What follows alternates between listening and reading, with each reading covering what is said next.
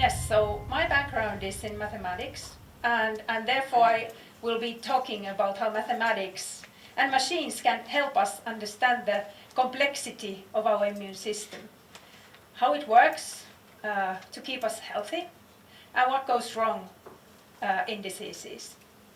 So in the next 10 or so minutes, I will be telling us how we are using big data and artificial intelligence to help us understand the immune system, and how that can help us understand diseases and lead to new therapies.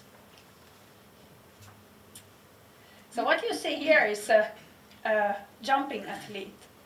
And this illustrates a very powerful concept that by studying snapshots of a dynamic process, you can actually learn about the process. And here the process is a jump, but that's just an example. In reality, this can be also many different types of processes, like cell development, disease progression, and more. And now we have a lot of technologies to measure these snapshots in biology and medicine. And thanks to these advances in many of the technologies, we can now measure, collect data more than ever before. And there has been, thanks to the revolution of sequencing technologies, we can sequence DNA and RNA and ask many different questions on the genomes, transcriptomes, epigenomes. Then there are other types of omics data like proteomics, a lot of imaging data, but then also different types of other digital health data like electronic medical records, data from wearable sensors, data from smartphones, and so on. And my group has been working with all these types of data, but with the focus on the molecular layers. And the amount of data has really been growing rapidly. And therefore, what we need are powerful computational approaches so that we can make sense out of these data, including this artificial intelligence. And actually, something that people have earlier considered being statistics or bioinformatics is now quite commonly known as machine learning or artificial intelligence. So you have probably noticed that artificial intelligence has really become popular in many fields. And these prestigious journals like Science have started to discuss the rise of the machines.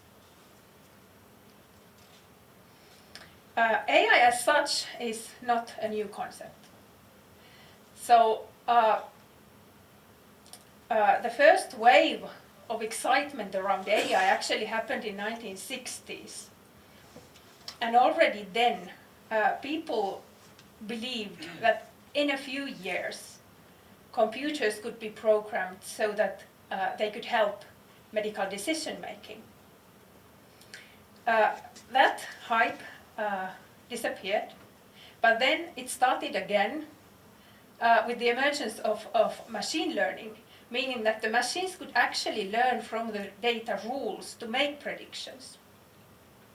And now we are living the third wave of AI, which is led by the subfield called deep learning, and that means the multi-layered neural networks.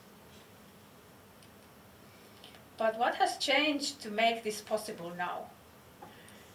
We have more developed algorithms, but more importantly what we have a lot of data to train the models.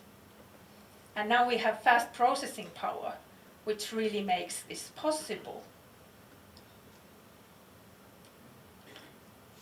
So you have seen advances in many fields like the computer vision or natural language processing, but this is really now coming to the field of biology, medicine, systems immunology.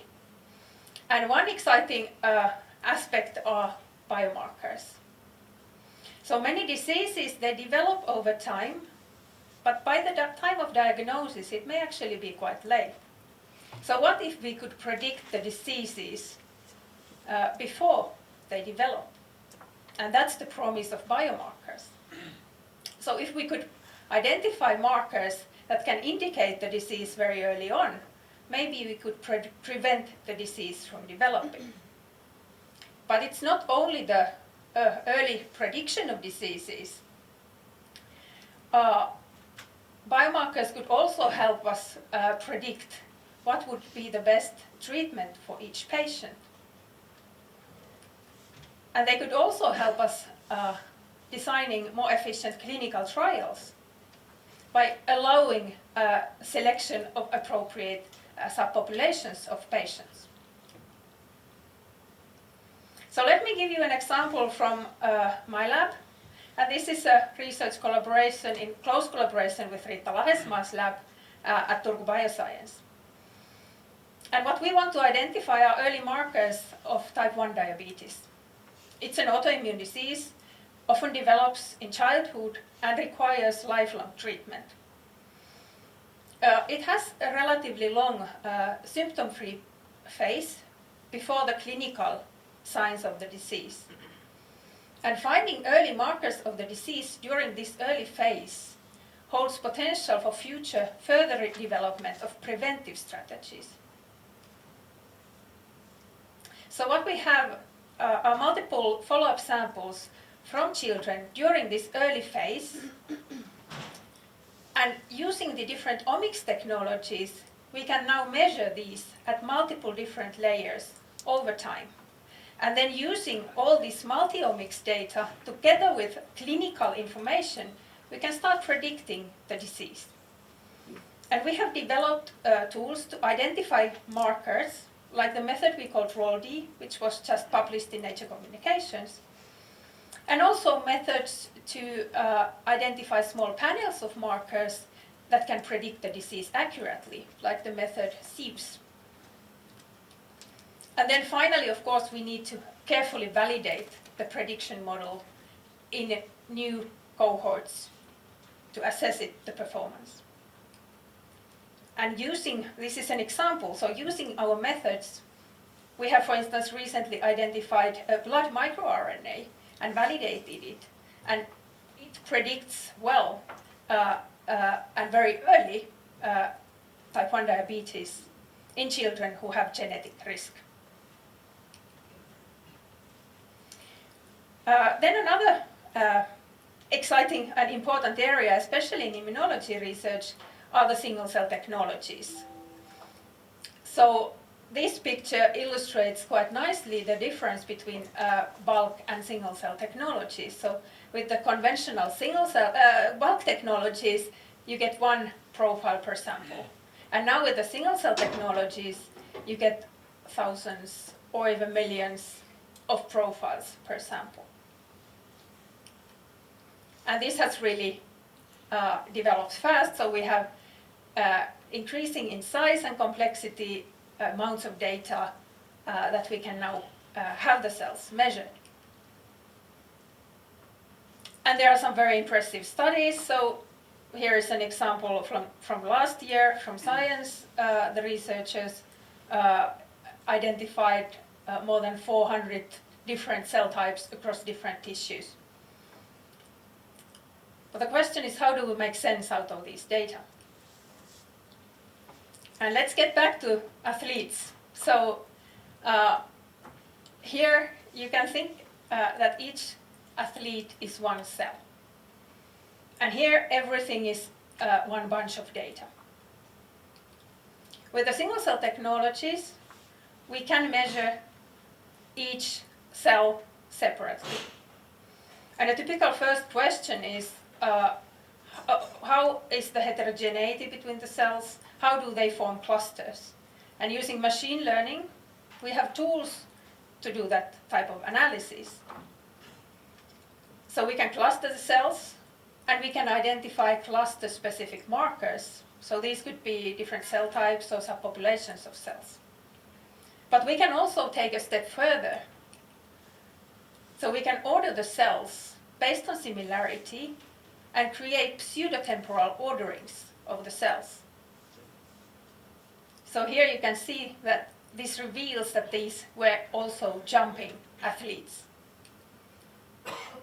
And if you look carefully, what you see here is that there are actually 3 different types of jumps going on. And you see their trajectories. And in the single cell analysis, we call this type of analysis trajectory analysis. So let me show you another example. So this is now from our lab and from single cell clustering. And what you see here are cells from human blood, so immune cells. And at the beginning, there is not much structure in the data. So the cells are here projected in 2 dimensions for convenience. But then we let the machine learn.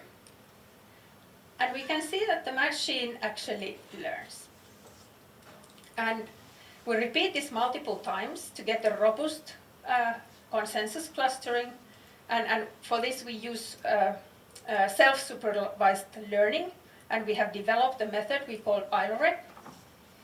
And the final result is actually quite remarkable. So we can see that we can quite nicely identify clusters that correspond well to the cell types that are in the data.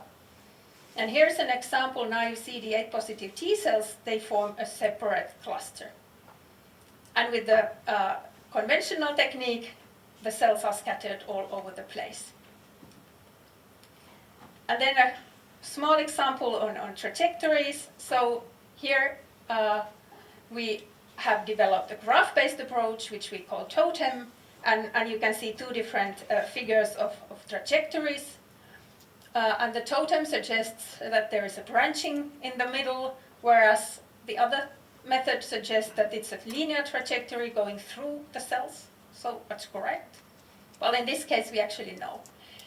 And it's the multifurcating trajectory. So totem was pretty well estimating what it was supposed to find. And by finding these types of branching points, we can learn more about the dynamic processes going on. I'm a computational person. I enjoy developing and applying computational techniques to answer biomedical questions. We also think that it's important to make the methods widely available to the community, and that's why we implement these as open source software tools. Currently we have more than 20 of them, and here are examples of some of them. And we are very happy to collaborate and help using the tools. And this is my group. I'm also thankful to all our supporters and funders and all the collaborators that we have. And then I wanted to just very briefly mention that we will be hosting next year in Turku the largest European conference in computational biology. So I welcome anyone interested to join us in the conference.